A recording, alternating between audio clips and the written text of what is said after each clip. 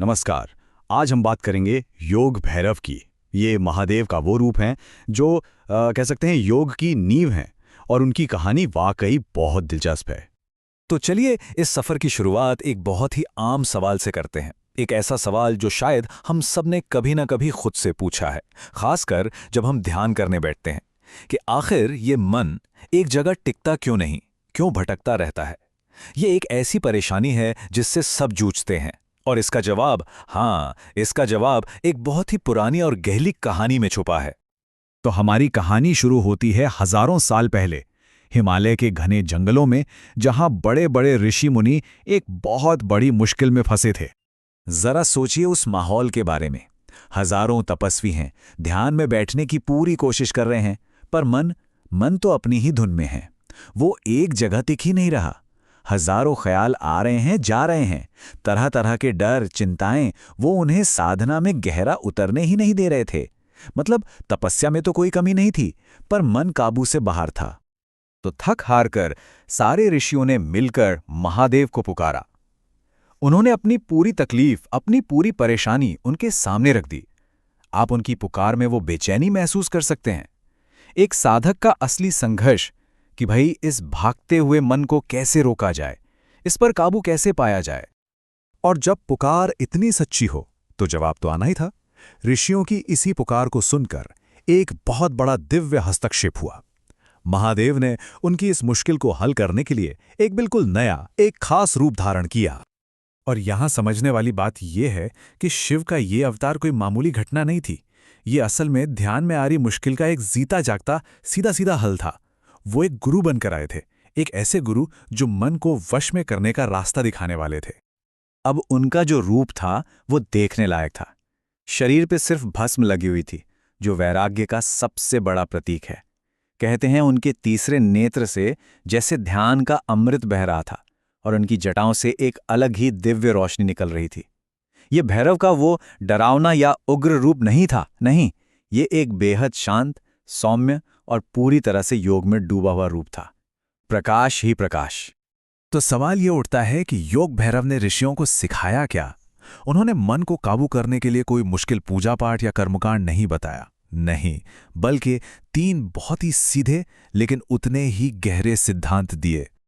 चलिए इन 3 नियमों को थोड़ा और समझते हैं। पहला, और ये बहुत जरूरी है, मन से लड़ना नहीं है, उसे बस देखो। जो भी विचार आ रहे हैं आने दो, जाने दो, बस एक दर्शक बन जाओ। दूसरा नियम था, अपनी सांस पर ध्यान लगाओ।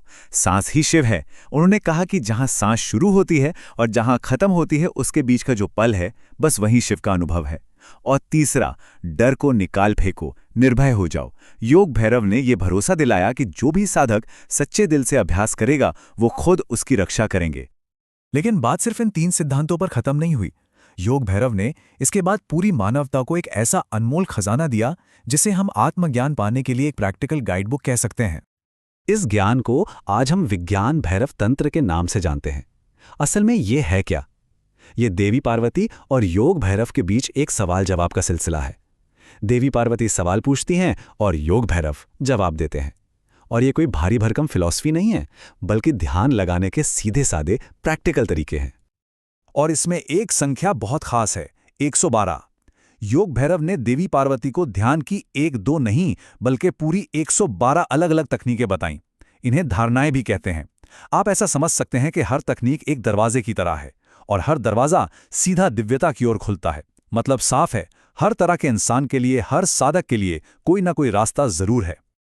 तो इस तरह ये कहानी सिर्फ उन ऋषियों के लिए ही नहीं, बल्कि आने वाली हर पीढ़ी के साधकों के लिए एक बहुत बड़े वरदान के साथ खत्म होती है।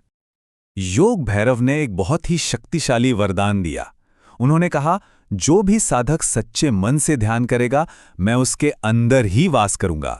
इसका मतलब क्या हुआ?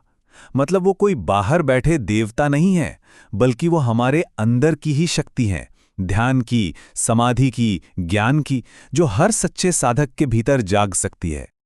तो फिर इस रास्ते पर चलने से मिलता क्या है? फल क्या है इसका?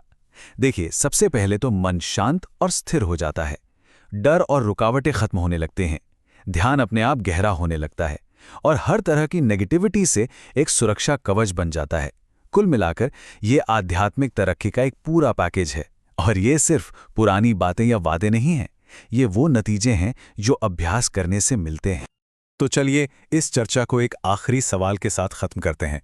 योग भैरव ने हमें डर से जीतने का रास्ता तो दिखा दिया, पर सोचने वाली बात यह है कि हमारे मन का सबसे बड़ा डर है क्या? क्या उसे इस बात का डर है कि कहीं उसका अपना कंट्रोल ही न खत्म हो जाए, या फिर उसे उस गहरी शांति से डर लगता है जहां कोई विचार ही नहीं बचता? सोचिएगा जरूर।